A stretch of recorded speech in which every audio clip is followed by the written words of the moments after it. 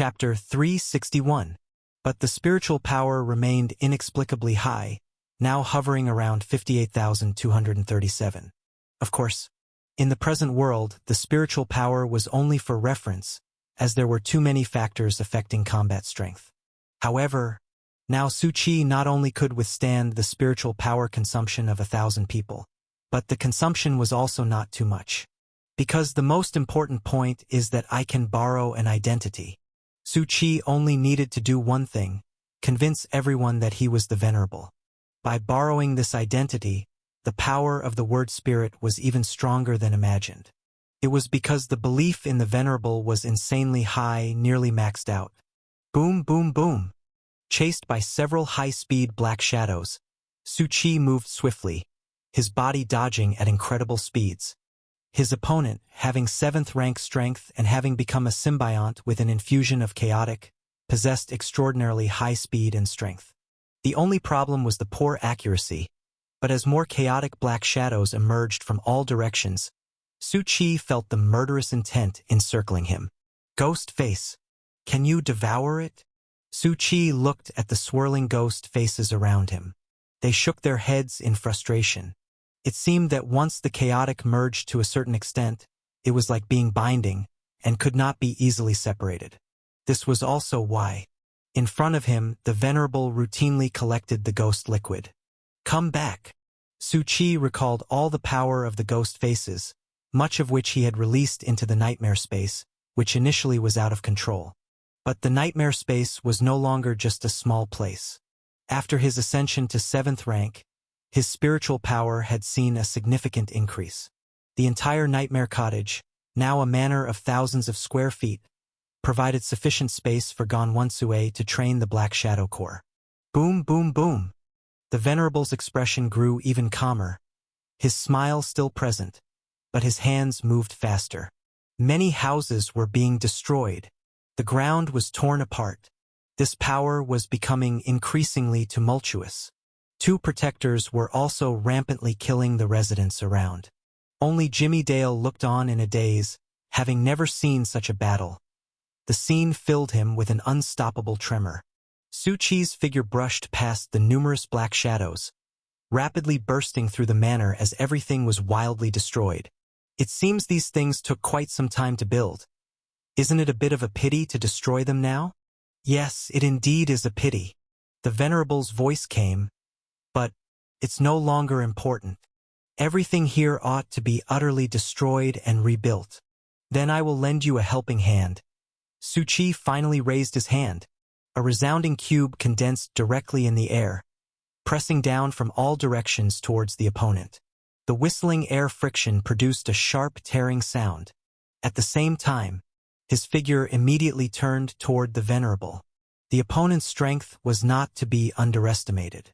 According to the information, those who became Venerables represented an absorption of a substantial amount of chaotic, hiding extraordinary power. However, it seemed that the opponent was still not willing to show it, so Su Qi could only apply some pressure. Boom, boom, boom. The cube spun like a millstone in the air, carrying the high-speed friction sound, directly crushing towards the Venerable from all directions. The Venerable's gaze shifted subtly, but he didn't dodge. Merely power. He extended his hand, calm and indifferent. Just one hand can suppress. The Venerable suddenly paused. His body was struck hard by the cube with its intense penetrative attribute. In an instant, his spiritual shield was directly broken, and the cloth and skin on his body was torn open with huge gashes. The Venerable looked somewhat surprised and instantly dodged. However, this was the magic cube domain. Wherever he appeared, Su Qi's gesture brought the cube spinning, the space continually shifting.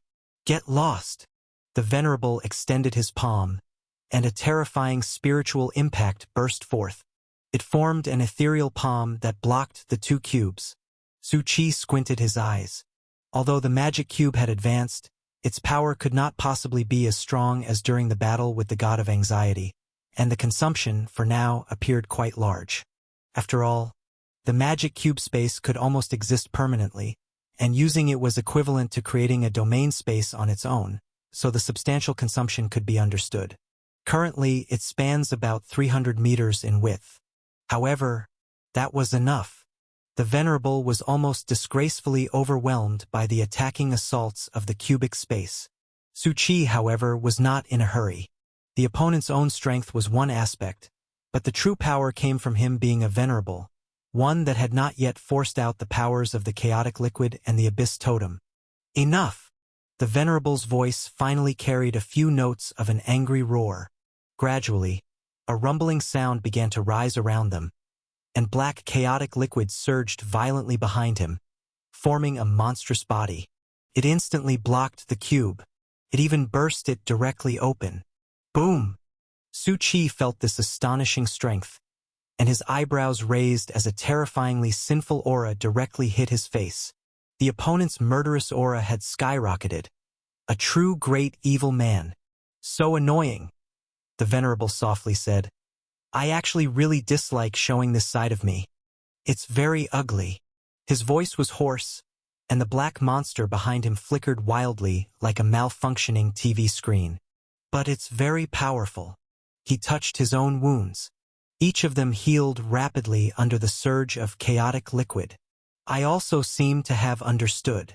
The Venerable looked at Su Qi. You came prepared. You are not some overconfident weakling. It's just a pity. He sighed softly. Su Qi felt a chill. He chuckled. Just a pity what? Last time I regretted missing a supermarket discount because I forgot to buy eggs. Could you possibly have something even bigger than that? The Venerable ignored his words. It's a pity because many strengths are beyond your imagination. The Venerable calmly extended his hand, showing a smile. You have no idea what the words venerable represent? You don't know what you will face next. Chaotic. This is, the Venerable softly said, the power of the abyss. His voice was so calm, yet it carried an endless murderous intent that Jimmy Dale almost fainted under the terrifying aura. Parts of the town's residents also began regaining consciousness from their previous state. Their consciousness returned. Upon seeing the true Venerable, their eyes went wild. A smile hung on their faces, and they actually stopped and clasped their hands together, crying in unison, Venerable above all. But the Venerable no longer cared about these people. The terrifying chaotic liquid erupted from his body in a dense manner. It directly penetrated through the surroundings for 100 meters, killing all the evil men completely. At the same time, the chaotic liquid did not hesitate to devour all the sins of every evil man.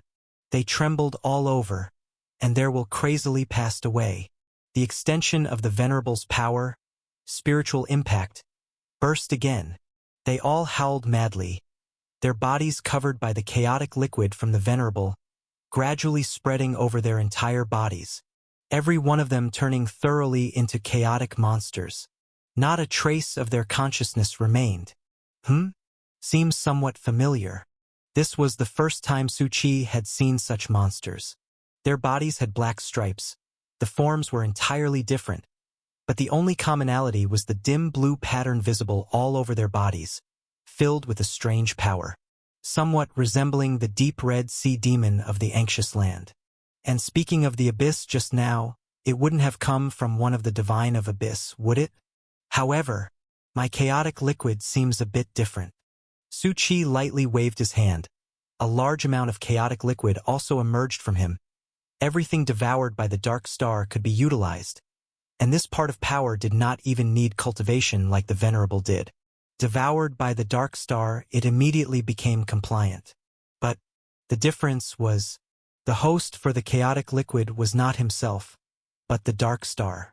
In other words, the new chaotic seemed to coexist with the various weapons devoured by the dark star. And moreover, it persisted in the external world. Chapter 362, Dark Star First Form. Boom, boom, boom. The ground was repeatedly struck by bursts of chaotic spiritual energy, colliding violently. The battle between Venerable and Su Qi had already erupted. At the same moment of eruption, the young man was running swiftly underground, trembling as he observed everything around him. Below the entire town was a complex network of hollowed-out spaces, within which numerous highly dangerous black fog ripples were surging, a strange ritual slowly operating. With every rotation, it was like a millstone, producing an extremely bizarre and evil strength. This is... The young man's face changed, speaking with an extremely terrified expression. Power of pollution? In the present world, you might ignore everything else, but almost everyone knew about the power of pollution, since numerous worlds in the 10,000 realms had already been thoroughly corrupted, transformed into horrific places filled with various pollution monsters. Yet he had not expected to encounter the power of pollution here, and it was even surging toward him. Boom! The next moment, the young man clenched his teeth. Divinity erupted from his body in threads, blocking these forces of pollution. Asu was right. All the spiritual influences in this town originate from here. This place is indeed the most dangerous.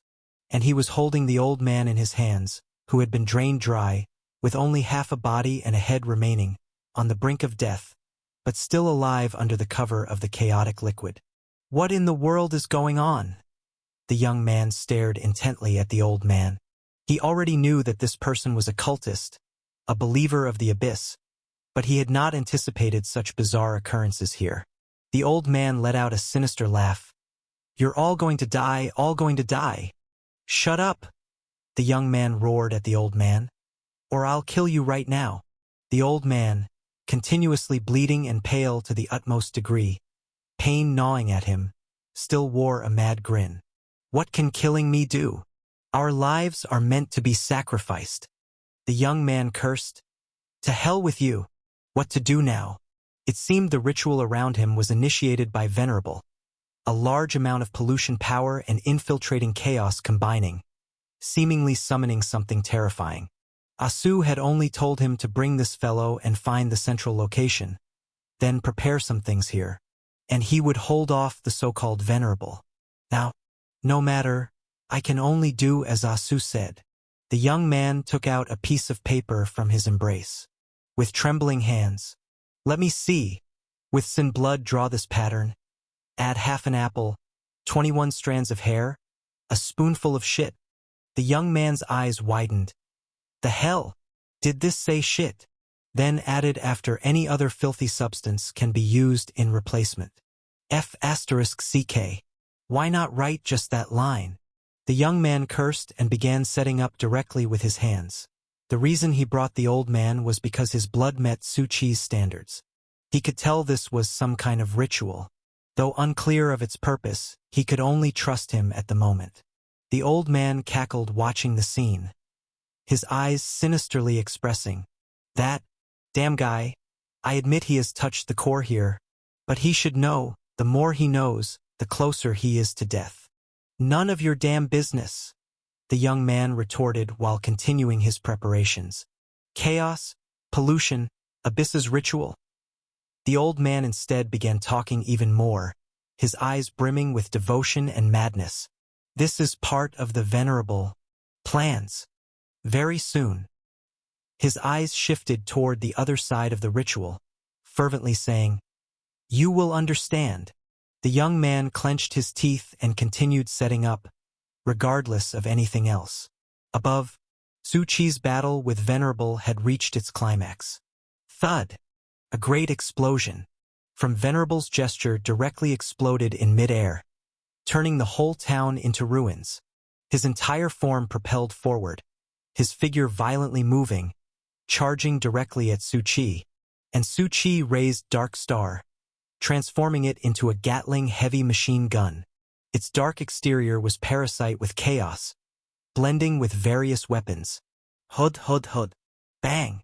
Violent fire directly aimed at Venerable, each bullet causing a burst sound in the air, carrying deadly threats. Venerable dared not be careless. He did not understand why chaos could directly coexist with weapons and still continuously transform, posing fatal dangers. Any injury he received could not heal. This caused him to feel significant pressure, wondering who his opponent was and why he possessed such peculiar power. and he also vaguely felt as if the opposite side was dragging something out. He sneered coldly, uttering one word, "D." Chaos covered his body, adhering like an exoskeleton, his form changing, directly growing taller. He actually growled. His entire arm instantly enlarged tens of times, and it could even extend continuously, directly reaching for Su Qi. "I told you." Venerable looked at Su Qi, his expression growing colder, smilingly said, "Power that isn't your own. You can't control it, little guy." Su Qi watched this unfold. You really shouldn't say. Chaos, if its side effects and costs were removed, was simply a superb tool for breeding legions. Not only compatible with various forms, but it could also transform according to each person's ability, enhancing various strengths. Chapter 363, Dark Star's First Form, especially since the Dark Star could also devour and make use of whatever it consumed. It could also combine with various weapon equipment. After all, a significant portion of the weapons and equipment consumed by the Dark Star were completely unusable for it, but if they could be enhanced by chaotic liquid, every piece of weapon equipment could be utilized. In other words, as long as one had enough chaotic liquid, one could produce a large number of weapons and equipment with growth potential through absorption, and the method of growth was naturally devouring the sins of others. Actually, I feel like this power is very controllable, just like right now. Su Qi gently retracted the Dark Star, and the entire Phantom Gatling gun once again transformed, becoming a small sphere of the Dark Star. Having devoured so much chaotic liquid, Dark Star had now advanced and unlocked its first form. It should also be noted that the growth of the Dark Star is uncontrollable, chaotic, and unique. In short, what it devours determines the forms it unlocks and the abilities it acquires. The next moment, the Dark Star, from a rolling star core energy ball, was gradually becoming condensed, collapsing, and then streaks of blue and white light were flashing within the crystal. Death Star Annihilation. Quality: ordinary. Current stage: Form 1, Source Nuclear Energy Group. Function: it will generate a tremendous basic force from its center, particle disassembling and reassembling anything drawn into it, towards first form assembly. Progress required for next advancement: 0/100000000. Note: be aware that in the period when it should be devouring low-quality equipment, it consumed too many high-level items, which could cause you a headache next. Then the next moment, without hesitation, Su Qi threw it up into the air. The energy core hovered in mid-air, continually collapsing, while massive amounts of debris and rubble from the town were instantly drawn towards it. Stones from the ground, various household appliances from the town spiraled madly in the air. Various electrical poles, mechanical goods were all attracted by a magnetic force. With such velocity, it whipped up a terrifying windstorm. The Venerable's eyes widened. What was this thing? Why did it seem to give off a chilling effect? However, his figure did not stop. A torrential power was bursting forth. The chaotic and polluted power from the chaotic liquid and the totem intertwined. These were clearly different sources of power. Yet at this moment they were intermingling. "Die for me!" the Venerable croaked with a sinister laugh. His overwhelming power surged forward with unstoppable force. In the eyes of these cultists, the strength of the 7th rank could merely lift a hand to obliterate a small village, and the strength of the 7th rank could kill everyone in a town. This was not an empty boast.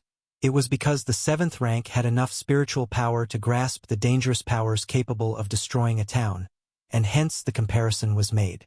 Now, the dangerous power in his hand had erupted. An entire town that could accommodate thousands of people was collapsing visibly and madly. Those villainous residents who had come to their senses all knelt on the ground, looking up to the sky, their eyes filled with madness and devotion. Venerable! This is the Venerable! Their consciousness had already been completely changed and polluted. They had become the Venerable's most fanatic believers. Boom! Boom, boom, boom! The air vibrated. Endless murderous intent rushed towards Su Qi. His sleeves fluttered wildly, but his expression remained indifferent. Actually, it's a bit childish, but it doesn't matter. Buxian number 1 machine. Su Qi gently said, activate three-dimensional defense. In the midair, a giant silver-white robotic body, its mechanical eyes emitting a faint red glow, appeared without hesitation, and a massive energy light shield appeared in front of Su Qi. Boom! The terrifying force struck the energy light shield. The Venerable's entire body shook violently, and his eyes widened in disbelief at the sight of the giant mechanical body. What is this? The majestic silver-white mechanical body, with dark red deep stripes, shimmered on the metal. With a blue long knife strapped on its back and nano-sized weapon fluids on both arms. The head of the machine had a perfectly mechanical, hard-style design, sharp as if chiseled by a knife, with two eyes, deep electronic red lights that emitted a dangerously potent aura. Don't ask if you ask? Su Qi looked up, sighing. I'm seeing it for the first time too. Not just him. Even the Protector and Jimmy Dale, who were flung away into the distance, were staring up at the colossal being in front of them. Jimmy Dale murmured, "What on earth is this? And why do I find it so captivating?" It was as if something in his mind had been touched. The Venerable wanted to curse. He was beginning to sense something was amiss. This guy seemed to possess many incomprehensible techniques. These things that kept popping up were starting to unnerve him. Suddenly, he saw Su Qi make a move. Su Qi stretched out his left hand and grabbed backward, and Buxian number 1 machine mirrored the action simultaneously. Venerable's body shuddered violently because a fatal killing intent had already locked onto him. Although mechanical power armor is a bit cliché, thankfully the name I chose for this move is serious. The Hustler's number 1 machine. The mechanical whirring sound vibrated through the air. Su Qi's hand chopped down directly. I name this slash Spiral Unlimited Origin Violent Annihilation Lightning Slash. Snap! Damn! Venerable roared in fury. How is this serious? But now was not the time to worry about that. Already, the astonishing sound of friction was reaching his ears. The air and visibly the space was being split apart at incredible speed. And moreover, thundering electric light was flickering within it. He must dodge. Sweat instantly broke out on Venerable's face. A sense of lethal crisis numbed his whole body. He roared inwardly. He must dodge. Otherwise, he was as good as dead. But everything happened too fast. The Hustler's number 1 machine's blue long sword swept out directly with terrifying momentum. Venerable was locked in tightly. A huge wave arc, carrying terrifying electric light, zipped past Venerable's ear at a blistering speed. Why past the ear? Because at the moment of being struck, all other sounds around him were audible, except for the screeching of numerous mottled energies. The friction, even the air cracked like glass. Venerable's entire massive chaotic body, at that moment was brutally split in two, and at the same time, the slash also instantly extended a kilometer. Along the way, massive energy fluctuations set off a series of explosions. A vast chasm appeared on the ground. Number 1 machine slowly retracted the blue and white sword wrapped in electric light. It uttered a mechanical voice devoid of emotion. Command completed. Su Qi looked on unflappably at the scene, yet inside he was somewhat astonished. Your mother's kiss. Such strength. And the consumption was also enormous. His spiritual energy was hitting rock bottom. After all, once it transformed into this form, all energy sources stemmed from his own spiritual energy. That slash just now. It had directly taken 30,000 spiritual energy. If going by the Venerable standards, he now also possessed the power to destroy towns. However, Venerable was still not dead. His face terror-stricken. Half of his body had vanished. He roared madly, trying to fill his body with an abundance of chaotic liquid. But it was utterly futile. That slash also contained an unhealable effect. The two Protectors, seeing this scene, changed their expression drastically and roared as they charged towards Venerable. Venerable could not die. If he died, they too would be dealt with by the abyss. Be careful not to trip running so fast, Su Chi said lightly. The next moment, the Hustler's number 1 machine's mechanical arm lifted slightly, and an energy conglomerate shot out directly. A powerful gravity field instantaneously pinned the two to the ground. Su Chi looked at the scene and saw the consumption of spiritual energy flash before his eyes. Another 3,000 spiritual power gone. It could only be said that number 1 machine had many functions, and so far, he had only used these few. After all, the consumption was very high, and he had to be economical with it. There were even real big moves. But regrettably, the spiritual energy required for the big moves was over 200,000, and even if he dried up his current reserves, he couldn't bring them out. Maintaining the state also required consuming spiritual energy. For the trial of this move, Su Chi hadn't even used other tools and skills. Now, I'm starting to feel like there isn't enough spiritual energy. Su Chi looked towards the Venerable, who was limp on the ground, struggling amidst the ruins, and he slowly approached. With a smile, he brought his hands together in prayer. The number 1 machine also mirrored the gesture behind his back. Venerable, it's about time. You acknowledged my legitimate status, right? Meanwhile, the boy underground, feeling the just experienced terrifying tremors. An old man's grating voice rang out, laughing hoarsely. This is the power of the Venerable.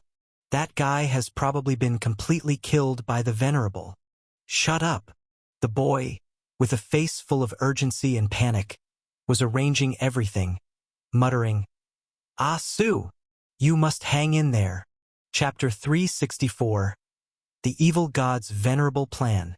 Venerable brother, you must hold on. Su Chi shook the half-remaining Venerable fiercely. Don't you die on me. I deliberately had number 1 machine slash a bit off to the side. I still have a ton of questions for you.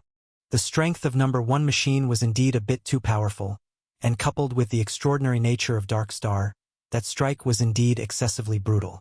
The Venerable's eyes, filled with blood threads, stared fixedly at Su Chi, clenching his teeth. When had he ever suffered such humiliation? An enemy pleading with him not to die. Su Chi snapped his fingers, looking down at the scapula in his hands and the fallen Venerable. Sorry. I guess I used a bit too much force. You bastard. His voice was filled with extreme anger as he rasped. Don't worry. Su Chi picked up the scapula. Brother Venerable, before I took on the Venerable mantle, I actually worked as a chief medical officer. I'm rich in healing experience, specializing in bringing people back from death's door, dealing with all sorts of complicated diseases, and all my patients have said good things. Though when traveling abroad, one's identity is self-assigned. But this was the truth. The ones he healed were not patients, but several divine beings. Anyway, rest easy. This little injury is nothing serious. Su Chi reinserted the scapula. The Venerable growled from his throat with a voice as if grit was grinding within. You're humiliating me.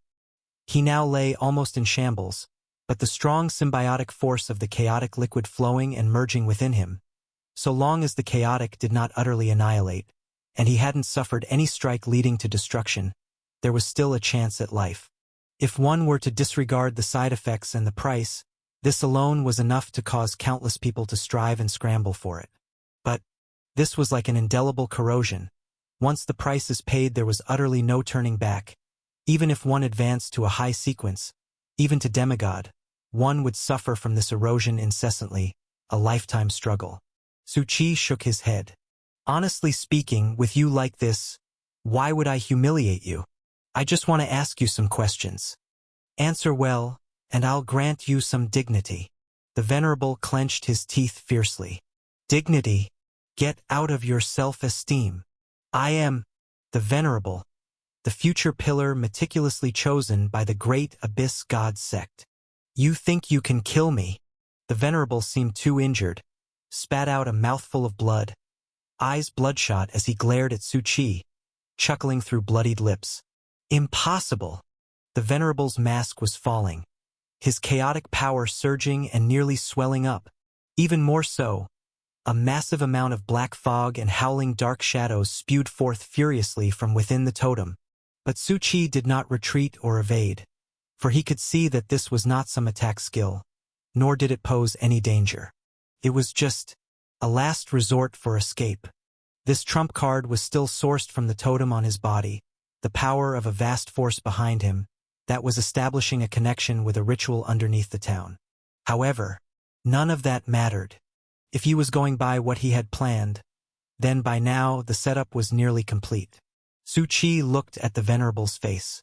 Once the mask fell off, the Venerable's face appeared, looking deathly pale, but under the dense black fog, a vague sheep-head-like phantom outline began to overlap it. He was grimacing, his body seized by numerous black hands, as if he was about to leave this place. You have no idea how powerful the strength of the abyss is, or how terrifying the existence behind it is. Lest you know what the great Venerable's plans represent. And not only can you not kill me, the message has already been sent out, they are coming too. You can't escape. Numerous black arms were grasping the Venerable, about to drag him into the ripples. While Su Qi softly said, "I'm sorry about this, but I really do understand," and he extended his arm, revealing a pattern similar to the evil god totem. "I'm quite familiar." The next moment, under the Venerable's shocked gaze, waves of dense black fog surged out furiously. Not only that, he could also faintly see deep crimson, sensing a despair-inducing, horrifying unease from within. What is this? Why is there such dense abyss power? The Venerable was somewhat crazed. Who are you exactly? He was already close to breaking down. Shadows also emerged from Su Qi's totem, directly seizing the Venerable's body, pulling in a tug of war. The key was the abyss power he had harnessed, only about as much as a bowlful, while this guy seemed like a deep pool.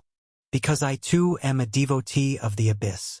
Su Qi brought his hands together in prayer, as shadows behind him surged forward and kept pulling the Venerable inch by inch back from the ripples. Above all the Venerable roared, "Bullshit! Your totem isn't the same as mine. Ever heard of paraphrasing? Small adjustments based on the original thesis." Su Qi said, "You might consider it a secondary creation." The Venerable nearly spat out a mouthful of blood. The totem not only had the patterns of eyes but also of a blood-colored moon, the two overlaid and mingling, with the surrounding flames turning into dense shadows. This was far from a secondary creation. It was a radical modification. Su Qi observed this scene, his expression unchanged. Initially, through the evil god's totem, he had successfully summoned Ganwansue, but after using the dark attribute and absorbing too many shadows, the totem changed. With this, Su Qi discovered that any abyssal, eerie, ominous power seemed to be shovable inside it. In the anxious land, he had devoured the black fog and the crimson force as well, filling the energy source for the shadow army. But this also had a limit tied to his spiritual power. Once it exceeded the limit, those rampant forces would in turn erode and burst forth. At the moment, cultivating the shadow army wasn't just for establishing the combat strength of the hustlers. Chapter 365. It was also one of the means to tame chaotic forces. Damn it! Damn it! The Venerable watched as a multitude of shadows pulled him back into place, the ripples behind him dissipating constantly. I don't want to die. Everyone who becomes a Venerable is someone chosen by the Great Lord, possessing boundless value and a future. I can have vast resources, and a large number of believers follow me. Just by seizing the opportunity, I could become a future priest. The Venerable struggled frantically, but he had already been pulled in front of Su Qi. I warn you, I am a Venerable, and Abyss Apostles will make contact with me. If you kill me, it will appear if it receives no response. Actually, don't worry. Su Qi slowly straightened his mask. Because I will fill your vacancy. The Venerable's pupils suddenly shrank. As if he had heard something unimaginable, his body began to shake violently, his eyes firmly fixed on Su Qi. You. He had already understood what Su Qi intended to do. I'm going to be his replacement? No. The Venerable suddenly laughed coldly. You can't do it. The ceremony here is still ongoing. The power of the abyss is influencing everything here. And the most important thing, once a certain amount of time passes, a Venerable must personally activate it. Otherwise, it will completely explode and destroy everything here. This was also a control mechanism from above to determine the Venerable's various situations, and if one chose to abandon this place, it was an excellent contingency plan because once the time exceeded, the power of pollution would burst forth, completely eroding this place, and numerous pollution monsters would consequently arise. I'm sorry. The Venerable let out a pleasured laugh, which was the most satisfying moment he had right now. I haven't had time to do all this the moment I returned. Now, the time is nearly up. This was why, on his journey, he collected human skins so quickly and continued to travel non-stop. You can't use the transmission array. You can't drive everything here. You still want to be a Venerable? Pa! The Venerable laughed loudly. Die here with me. His jarring laughter had a sense of resignation, but it was also his only form of resistance at the moment. You're laughing a bit too loudly, Su Qi said, but it's not a big problem. I always like to prepare before acting. Haven't you noticed? The expressions on the faces of those residents seem much more normal now. At this moment, above the town, there were still many residents who had not died. Their smiles not gentle at all but filled with panic and frenzy. What on earth is going on? Why are we here? These people were newcomers who had entered this world less than a month ago. Their consciousnesses not entirely changed. The Venerable was stunned. Then his pupils contracted. The ceremony has been slowing down since just now, and the surrounding spiritual influence has also been reduced to about 5%. The Venerable trembled a bit. What exactly have you done? It's not important. Su Qi lifted him up and didn't show himself in front of the evil crowd at a distance. Instead, he headed directly toward the center of the Venerable Garden. Anyway, to become a proper Venerable, let's find a quiet place to catch up on some lessons. At this moment, below, the old man was shouting, his expression full of terror. What have you done? Why has the ceremony slowed down? The ceremony hadn't been destroyed. It had just slowed down in its operation. The young man was also looking at a bunch of inexplicable things making up a new ceremony with some shock in his eyes. The ceremony was like a slime. It burst into the abyss ceremony, forcefully stopping its operation. The young man murmured, "Stop shouting. I freaking want to know too." This ritual written on the paper actually had such an effect. The old man clenched his teeth, already uneasy, but it wasn't a big problem. There was no more disturbance from above. After the Venerable had dealt with that person, he should have already felt that something was wrong with the ceremony and would come down quickly. And at that moment, footsteps began to echo slowly from the distant corridor. The old man, though tightly bound, revealed a slight madness and excitement on his wrinkled face. The Venerable is coming. Little guy, you're dead meat. He was disheveled and ragged but wriggling in excitement. He had suffered too much frustration over these 2 days. Now he could finally get his revenge. He wanted to completely torture this guy in front of him to death. And that other despicable one. He wanted to torture him to death as well. No, he couldn't just let him die so simply. Keep him hanging in the Venerable Garden, torturing him day and night, then healing, then torturing again. Ha ha ha ha ha. The old man was already thinking of countless methods, excited to the point of trembling all over. The young warrior felt sweat in his palms. He was gripping his weapon, preparing to burst out with everything he had. The next moment, a figure slowly appeared, squatting in front of the excitedly trembling old man, softly chanting. According to data, after reaching the age of 50, the risks of Parkinson's and stroke greatly increase. Grandpa, you're being a bit too serious. But luckily, I am capable of miraculous healing. Su Chi dragged the Venerable and tossed him beside the old man. The next moment, the old man stiffened. His eyes bulged as if they were about to pop out. Looking at the familiar figure thrown next to him, he spoke in disbelief. Venerable. He looked at the Venerable, who had only half of his body left, with a scapula sticking into his neck, covered with horrific fatal injuries, his face an ashen gray.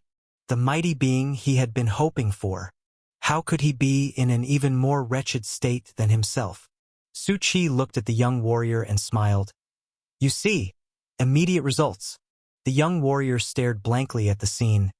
You actually won. Barely you could do it too, Su Chi modestly said. This venerable strength is just so. Our fight didn't really spark anything too spectacular. The young warrior naively believed it, only to have the venerable spew another mouthful of blood. You have the guts to kill me. Give me a dignified end. Now you want dignity. Su Chi shook his head. It's too late. Su Chi's spiritual eyes slowly activated, and the fingertip universe was quietly unfolding. Now, let me extract all your information. His right spiritual eye was flickering with pitch-black light. Spiritual ability? The Venerable felt a helpless mockery rising in his heart. Helpless because he indeed couldn't pose any threat now. The mockery, however, was for the notion of using such an ability on a cultist was like trying to stop a car with an arm. Every cultist was a captive of the totem, a recipient of the power of pollution. The black shadow within the totem also provided strength, so they typically had great resistance to spiritual skills. But the very next moment, the Venerable felt as if a hand had savagely gripped his brain. His entire being was submerged in an endless blood sea. In the abyss, terrifying specters as vast as the Star River were watching him with their endless black hole-like eyes. Just that one look. His psyche had utterly reached the verge of collapse. In reality, his entire being was kneeling on the ground, shaking uncontrollably. Su Chi watched all of this. Fingertip universe, the success rate when used on high spirit power users really is a bit low. But this guy is severely injured, his psychological defenses shattered, and just now he was briefly shocked by the spiritual eyes and the aura of the evil god, which was why I managed to pull him in. Su Chi dared to use it only for an instant. After all, the power of pollution here was too dense, and he feared it would cause an undesirable reaction. Although now, the power of the surrounding ceremony was being confined by another ceremony he had summoned using the Book of Knowledge. But the cost was not small. It had spent more than 2 million spirit coins.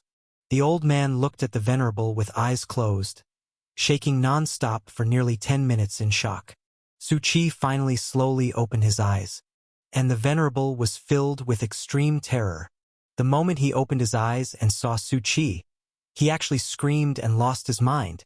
The old man's body started to tremble again, asking in fear, "What did you do to the Venerable?" Su Chi just gave him a supplementary lesson. The young warrior was puzzled. What kind of supplementary lesson? The method to drive this ceremony, the channels to communicate with the angel envoy, various information about abyss believers, and the true nature of the Venerable's plan. Su Chi gently lifted the mask, his gaze beneath the pupils deeply profound. Evil God. Planning to scale the walls of the abyss, creating a new account to meet face to face. Moreover, he had brought along a friend. This time, there was really big trouble. Chapter 366, Big Meeting. The Abyss Apostle, dressed in a black robe, stood upon a rock amid the turbulent dark waves, his eyes sharp as an eagle's, watching the vast sea before him. It seemed as if he was waiting for something. The fairy is still not here. He gently lifted his palm, where the ink-like totem was emitting a terrifying aura, showing how much power of pollution it contained. SSS. He was contacting the Venerable. After about 10 seconds, he slightly frowned before the connection was finally made. His voice had a hint of chill. Taking so long to answer? The voice from the other end came with a light laugh. Is there something you need? You're still as nonsensical as ever. said the apostle calmly. Being chosen as a venerable doesn't mean you can do whatever you please. The other side chuckled. Thank you for the reminder. I am aware. The apostle frowned slightly. Since when had the other party become so humble? And he looked down at the totem, noticing that the pulses and frequency of the ripples also seemed somewhat unstable. His voice grew heavy. Have you returned already? What else? The ceremony has reached a critical juncture. I dare not act rashly, Lord Apostle. The tone of the other party was tinged with some mockery. The apostle was a bit slow to realize. His expression darkened. So that earlier humility was just sarcastic. The apostle spoke coldly. Many apostles and senior members are now rushing to the Dark Sea, preparing for an audience. I came specifically to remind you. During this period, all venerables must be on standby, and no mistakes can occur. Each apostle is responsible for several venerables and must issue commands for the growth, actions, and missions of each. Although it seems that the apostles currently have a higher status than the venerables. In reality, the potential for venerables' growth is undoubtedly terrifying, with the skewing of resources within the church, and the outstanding among the venerables can even come into contact with the Great Master. As long as nothing goes awry, they will eventually rise. Therefore, each apostle treats every venerable under their charge with caution, as they may well be future achievements, and even if not for this reason, they are still an important part of the church's plans. All right. The voice on the other end came with some lazy amusement. If there's nothing else, I'll continue with the baptism. Goodbye, my Lord Apostle. The connection was then abruptly terminated by the other party. The apostle's expression darkened. Rude. He also withdrew the totem from his arm, and all the ripples of black fog dispersed. At this moment, on the gloomy sea surface, a decayed boat was approaching, its rotting wood emanating a sense of decay, with not a soul on board. And the apostle watched the coming boat with a calm gaze. It's finally here. He stepped onto it, the boat moving on its own without wind, sailing towards the endless waves at the edge of the realm, in sync with the undulating dark waves. The dim moonlight shone on the sea surface. The dense fog carried a penetrating chill. The boundless sea, with its terrifying waves, surrounded by dimly discernible planets rising and falling on the horizon. This place was not just a sea. It was an important stronghold where the abyss power made its moves. The center of the storm that supports their activities in the 10,000 realms within the present world. The person who possessed all this, the apostle silently looked into the distance. A shattered star ring connecting to the sea, with numerous boats arriving from all directions. Millions of middle-ranking cultists had already arrived here. To reach this position, one had to be at least Sequence 6. Cultists below Sequence 6 had no right to participate, although the lower ranks were extremely numerous as well. If not counting the pollution monsters, the cultists in the present world were as vast as the stars in the sky. As an apostle, with a strength at Sequence 5 and a special identity, there was no need for him to stand at the edge with these densely packed cultists. Abyss Church, a hierarchy unparalleled in its strictness. Here, strength represented everything, and each level of identity was enough to exercise more privileges. As one of many apostles, with just a command, he could unleash a multitude of monsters that polluted worlds, capable of destroying numerous native worlds without lifting a finger, and able to use the power of the totem. And those high-ranking, powerful individuals could even project the power of the Abyss God. Though it was for less than half a minute, and only by utilizing shrines and ceremonies with a great cost. But this was the true power of a god. Its mere presence was enough to deter all. He dreamt of climbing higher, to gain such privileges. Each apostle has venerables under them. Whoever can nurture these venerables to stand out will gain it all. Though he was currently Sequence 5, excelling in both identity and strength far above that guy, a mere glance could annihilate him. But he held back, because that person's talent was truly outstanding. A rare kind indeed. Even with an air of madness, he didn't mind, as long as the other could grow and stand out. Though the Abyss Church represented terror, strictness, cruelty, and darkness reigning supreme. In truth, why do so many want to join here? Because here, one truly gains immeasurable strength and precious rewards, when the benefits outweigh everything else. Any notions of kindness, order, and principles are shredded. What does this world count for? The densely packed middle-ranking believers knelt at the edge of the star ring. Many apostles also knelt halfway on the ground. Further ahead were the church's mid to high-ranking members, Sequence 3, Sequence 4, Divine Believers, Chapter 367 Big Meeting. Sequence 2 was the highest power in the present world, known as Divine Envoy. Further above were priest, bishop, archbishop. This set of hierarchical identity was not created by the Abyss Church, but imitated from the divine palaces of the present world, and was almost universally applicable to any church. However, it was ridiculous. Despite the same stringent hierarchy, those believers of the present world, they were self-righteously denouncing the inhumanity of the Abyss. And today, the angel envoy slightly lifted its head, looking towards the center of the star ring, where 9 figures were slowly appearing atop the towering shrine, thousands of meters above. It seemed somewhat excited. These 9 were the resurrected ancient priests. The divine believers of the Abyss all had different true gods, but they did not exclude each other because, in the end, they were all believers of the Abyss power. And at the same time, 2 more figures slowly appeared in front of the 9.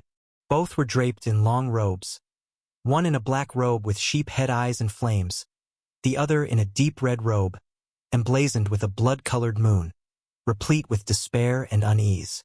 Countless large figures, terrifying entities exuding boundless and fearsome auras. All these senior cultists densely knelt on the ground. With unison they thundered, "Welcome, Lord Bishop, priest back." Many among them were excited. The true ancient beings had finally awakened.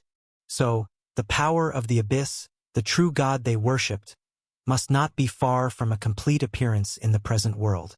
The 9 priests were all different, with distinct auras, calmly watching this scene. Though their strength had not yet been restored and some appeared frail, the aura of their terrible sins, darkness, and eeriness was like an unfathomable ocean. The 2 bishops were even more distinct. Their eyes were like the dark depths of hell. "Today, after countless ages, will be your first audience." The voice rolled, thunderous. In the audience, there were countless senior believers, yet all could hear it clearly, as if it were invading their souls. Over these years, we have slumbered, hidden, gathering strength in secret, all in preparation for the advent of a new era. And now we have arrived. The Abyss is about to awaken. The undercurrents of the past will now stir up ripples. Everything in the present world, in the not-so-distant future, will belong to us. A multitude of cultists were excited, their eyes filled with utter devotion. And now, the deep red bishop's voice resonated like an ethereal bell, trembling the minds of all. The 9 priests will be in charge of various actions to come. We, the 2 bishops, will take charge of the 3 most important matters. 1. Collision with the present world. Erosion, rituals.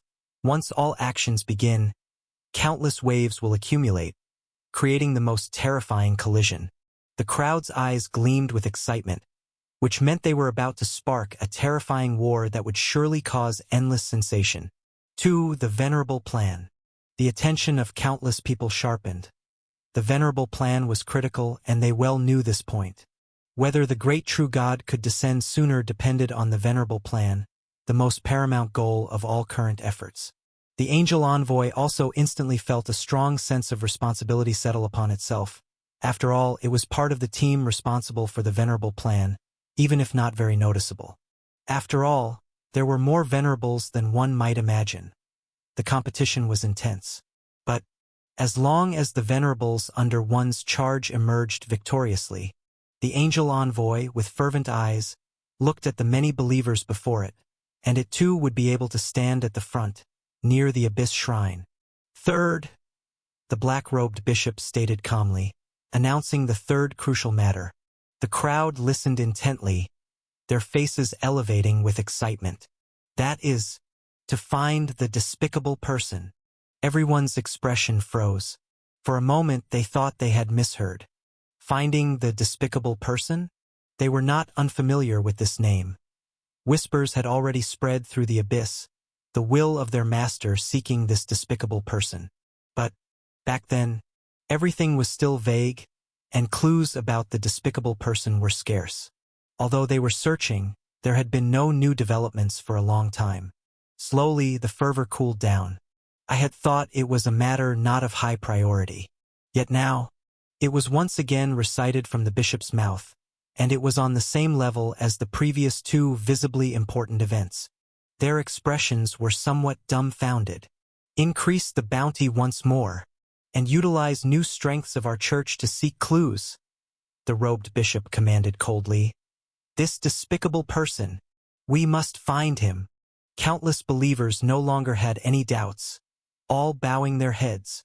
Yes, a vast voice echoed throughout the entire star ring. The audience at the Abyss Church continued. The specific matters that followed were handled by 9 priests, representing the different divine beings of the Abyss, who dispersed the numerous followers to make arrangements. The 2 bishops did not linger here either. After the robed bishop stretched out his hand to tear open the ripples, the 2 instantly vanished and appeared on another star plate above the dark sea. And at this place, someone sat beside a tea table. Lord Bishops, please, take a seat. The deep red bishop looked at the person before him. You High Spirit King, you must now use your ability to its fullest extent to find the clues of the despicable person. The words carried a hint of command. Don't speak from such a lofty position. The You High Spirit King calmly smiled. Lord Bishops, I am, after all, a Spirit King, one of the strongest in the present world. This place was his domain too. The strongest? The deep red bishop looked at him coldly. Under the restrictions of the present world, everyone can only reach sequence 2. To call such strength the strongest. In the ancient times, upon the ancient battlefield, you would have faced certain death. The robed bishop laughed, a faint, dismissive smile. Don't be so harsh. The You High Spirit King is somewhat one of our own. The robed bishop also lightly sketched a smile. After all, although others are unaware of your identity, in actuality you are the abandoned divine son of the god of chaos. After the rules of the present world limited the descent, you did not slumber but lived until now. The deep red bishop's eyebrows twitched slightly, somewhat surprised. This was the first time he had heard this since his recovery.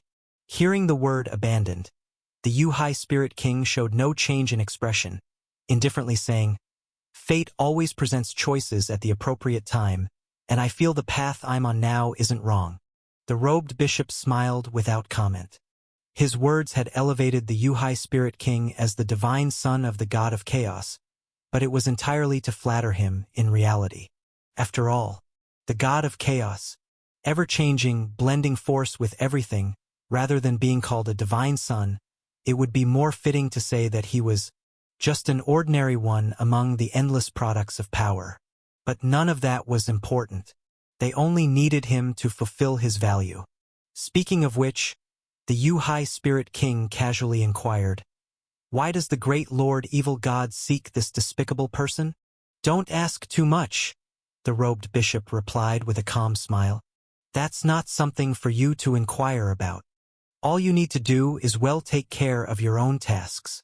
The You High Spirit King nodded gently. I understand. He looked at the tea on the table. Would the 2 of you not have tea? Banal appetites, uninteresting. The deep red bishop left calmly. The robed bishop laughed softly and also left. Only the You High Spirit King remained calmly seated, gently sipping the tea from the table. It's gotten a bit cool. He slowly finished the tea. Then he left this place and entered the Nether Sea Star Plate, beginning the lengthy process of fate prediction. Before, the You High Spirit King had used such means to send the young master Yu Hai to assassinate the young masters of several spirit kings. But he had failed. And now, He was surrounded by a terrifyingly vast number of iron chains. Within the Destiny Star plate, countless overwhelming marks manifested. Seek, the despicable person. Such terrifying ability used to find one person was far too simple. But the next moment, the Yuhai Spirit King's brow furrowed. Countless marks were vanishing in madness. All the lines of fate were breaking. Beneath their shattering, there remained only a short thread, imperceptibly connecting slowly to a world.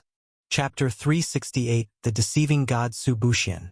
Beneath Evil Town, the youth was looking at Su Qi in astonishment as he manipulated the totem and the ritual. "Is it done?" Su Qi quietly said. "It's just a firewall formed by millions of ripple patterns, although intertwining and requiring precise microsecond control over the energy drive at every step. While maintaining these actions, it also needs to constantly maintain the breath and energy fluctuations synchronized with the Venerable." "But," Su Qi paused, "it's not that complicated." "How is this not complicated?" the youth exclaimed, eyes wide. Su Qi remained calm and silent. This really wasn't considered complicated for him. He had done even more precise and hair-raising things in the Black Mist Maze, Anxious Land, and Nightmare Space. In the Nightmare Space, he even studied the Evil God's totem, where this tiny totem contained endless traces and terrifyingly precise information. If he hadn't possessed the spiritual eyes and seen the question marks and exclamation marks, he wouldn't even have the qualifications to peep. However, although progress was slow, it was starting to pick up. He really wanted to connect more with his elder brother. "Then who were you just talking to?" The youth looked at Su Qi. "My leader." Su Qi paused. "Abyss Apostle." The youth's pupils contracted, reacting strongly to these 4 words. "Don't worry, it was just a routine greeting," Su Qi calmly said. "They seem to be having a big meeting." He got a lot of information from the Venerable, learning that the Abyss priests and bishops were recovering, knowing that almost all their middle and upper echelons were gathering. Such a big gathering. To talk about civilization and set new trends? He didn't believe it. They were about to start something big. The identity of the Venerable is important, but you don't yet have the qualifications to know these core pieces of information. You must advance further and have a certain position within the Abyss Church to gain any insights. Right now, he could only contact the Angel Envoy unilaterally. Getting more information wasn't easy. He had thoroughly understood the ritual here. He hid the coordinates, so unless someone came in person, no anomalies would be detected. He would eventually have to leave. But he couldn't pass up this stronghold. After all, a massive amount of resources were designated to be deployed here. Su Qi looked at the youth with a smile. "Yi, I have a question for you." The youth was slightly taken aback. "What?" "You were chased by your family and forced to stray into this place. But considering the strength you displayed and your understanding, you're not from a minor family. Your background isn't that simple." The youth paused and his face turned slightly unnatural. "I'm just," he chuckled dryly, "from a hidden family you've likely never heard of." "Is that so?" Su Qi paused. "When you learned that you had to confront the Abyss Church, although you were wary, you feared the true strength of the Abyss even more. Yet, when you realized that escape was impossible, you quickly calmed down and chose to fight against the Venerable together." The youth was not very good at speaking, his eyelids twitched. He bowed his head shamefully. "It seems I'm really not good at hiding my own thoughts." This youth was indeed too naive. He was about to start confessing everything. Su Qi was almost embarrassed to say that his previous analysis was just made up, merely to trick him. Moreover, he had secretly used the ritual here, along with Word Spirit, strongly increasing the youth's trust and enhancing his desire to reveal his inner thoughts. "But, now that you know, I can reveal some things." The youth lowered his head, voice deepening. "I come from a powerful and terrifying hidden family. From the moment I was born, I was just meant to be others' soil, their wedding dress. Thus, when the moment came, I chose to resist, to escape. They see me as mere vermin, only wishing to take everything from me." Listening to the youth's somber voice, almost like a confession wanting to spill everything. Su Chi felt he should say whether this guy was too naive or if the mental influence was a bit severe. However, it didn't matter. He clapped his hands. Well, let's put your story on hold for a moment. The youth. My emotions were just arising. Why would you interrupt me? Weren't you the one who analyzed me, saw through my secrets, wanting to learn some information? Su Chi gently patted his shoulder.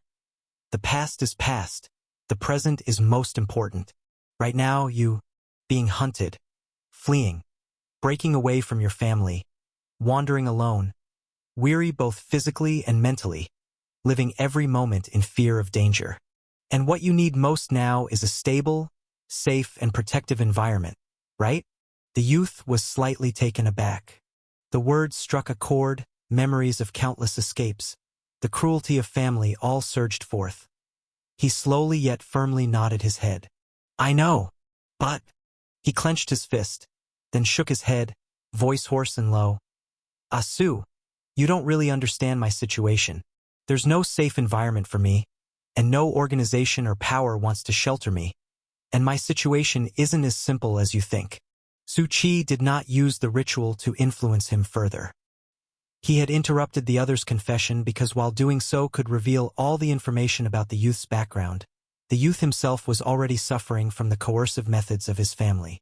Once he came back to his senses and reacted, a rift would inevitably form. Concerning your earlier statement, I do not agree. All I can say is, Chapter 369, Su Chi said gently, now there's an organization called the Hustlers Sect that has taken an interest in you. The young man was startled. The Hustlers Sect. This organization nearly meets all your just mentioned requirements. Safety, secrecy, and non-confrontation with the world. Countless people have broken their heads trying to get in. But you've been given this opportunity. Su Chi patted his shoulder emphatically, his smile blooming. Now, you can raise your arms like the candidates who've made it ashore and cheer with joy. The youth appeared dazed, somewhat confused. Really? He was a bit overwhelmed by the pitch, but the mention of such an organization stirred an uncontrollable excitement within him, albeit mingled with a dose of skepticism. After all, after coming to this town, he once believed he had found paradise, where he could escape his harsh past, but in reality, it was a terrifying hell that showed no mercy. There was no salvation, only endless sin. Of course it's true, Su Chi lightly tapped, and the totem of the hustlers materialized in the air, and with it came an astounding aura, a majestic glow, and a multitude of stars, illuminating the entire underground with the majesty of a star river. Naturally, it was a lie. All this was a mere concrete construct created by his spiritual eyes, the aura simulated. Stars cost nothing at all. The young man's eyes shone with intense shock. The light had deeply pierced his soul. I want to join, he almost blurted out. But the young man's face showed struggle, his fists clenched. Brother Su, I'll just say it now. My family's strength is greater than you can imagine, connected to an ancient era and intertwined with the power of the abyss. And I am sought after by my own kin, with a high ranking on the universal sequence list. He murmured, my joining will inevitably bring great trouble to the Hustlers Sect. Su Chi looked at the youth. Indeed, a naively inexperienced young man, still considering others despite everything. It was a bit embarrassing, to be honest. After all, the Hustlers Sect was still developing, utterly destitute compared to the various large organizations in the present world, with unstable foundations. And not a single thing had been right so far. Many enemies, constantly facing the terrifying danger of exposure, and battling numerous hostile powers. However, young man, in these daring and dramatic adolescent years, how can you not be at odds with the world? He would understand eventually. Don't worry, our organization never cares about these things. Just think of it as your own home, Su Chi said kindly. Brother Su, the youth was touched. Su Chi brought the totem of the hustlers, wrapped in starlight, directly in front of the young man. Congratulations. You are now officially a member of the Hustlers sect. The concrete totem, along with the starlight, became the perfect emblem of a Hustlers sect disciple. The most important point, there was no cost at all. The youth was overjoyed, incorporating it onto his arm, and the totem of the Hustlers shone with a twinkling star when he rolled up his sleeve. Also, I have another initiation gift for you. Su Chi looked at the young man. Do you have any weapons on you? The young man hesitated, paused. I only have this. He pulled out a curved, long dagger, ancient in aura but somewhat damaged. It appeared to be something he had taken from his family. Su Chi gave it another look, reading a line of text from the question marks above. A damaged ancient battlefield blade, a relic left by his ancestors. Though damaged, it carries the blessing of a divine aura. Indeed, the opponent's family was no simple matter, an ancient, hidden family, with at least one slumbering deity in the background. It seems that since the descent from the anxious land, many old beings in the present world are waking up, including hidden powers, ancient organizations, and families, all starting to stir. No problem. Su Chi allowed the dark star to engulf it straight away. The young man watched in shock at the mottled and terrifying dark star. The next moment, a brand new curved dagger was presented, now with an added dangerous aura, featuring the tamed chaotic traits that could merge with various weapons. If it could heal human injuries, naturally it could also repair weapons. Brother Su. The youth was somewhat excited, his eyes brimming with disbelief as he took the knife. It's actually been repaired. This was the heirloom his father had left behind, his most treasured possession. More than its power, what he cared about was its restoration from damage. He kept thanking, almost crying with overwhelming emotion. You are the first person to be so good to me. Su Chi. Don't cry. The Hustlers don't believe in tears, only in achievements. No loyalty. The youth clenched his fist. I understand. Anyway, Private Second Class Yi Yuzi, you are now a member of the Hustlers sect. Su Chi spoke softly. From now on, this stronghold is yours to guard. Before I leave, I'll set everything up and tell you what you need to keep in mind. And Su Chi towards the darkness. The fourth person who came with the Venerable was an innocent ordinary man, but he seems to have extraordinary talent. He extended his hand. The Super Dream Protocol subsystem appeared slowly in the form of a shrine. This is... The youth was somewhat astonished. He had already seen many strange things with Brother Su. This is the foundation stone for establishing a stronghold in this world. It's a bit complicated, but that ordinary man should be able to learn quickly and integrate swiftly. If possible, induct him into the Hustlers sect too, for there is no sin on him, only a thirst for knowledge, wisdom, and kindness. Su Chi had long noticed Jimmy Dale, the ordinary man, and his potential to become a guide, to study and become the great sage. And he was more mature. It was said to let the youth lead, but in reality, it was that Jimmy Dale with the extensive organizational experience who should. The youth nodded eagerly, but he paused, slightly puzzled. But Brother Su, why don't you do it yourself? I just joined, and it seems I don't quite qualify. I say you qualify, then you do. Su Chi said softly. Plus, I've been summoned by the sect and must leave now. Behind him, various twinkling starlights kept appearing. They formed ripples like a gateway of stars. Of course, this was due to his altering the ritual, killing the Venerable, and the main mission declared complete by Paradise, with transport windows popping up since just a moment ago. The youth's eyes were filled with wonder and eagerness. Brother Su. He was feeling luckier and luckier to have joined such an organization. One day, the Hustlers sect will be as vast as a sea of stars. Su Chi's voice was like a murmur under the endless starlight. The youth's expression also became solemn, as if feeling the heavy trust placed upon him.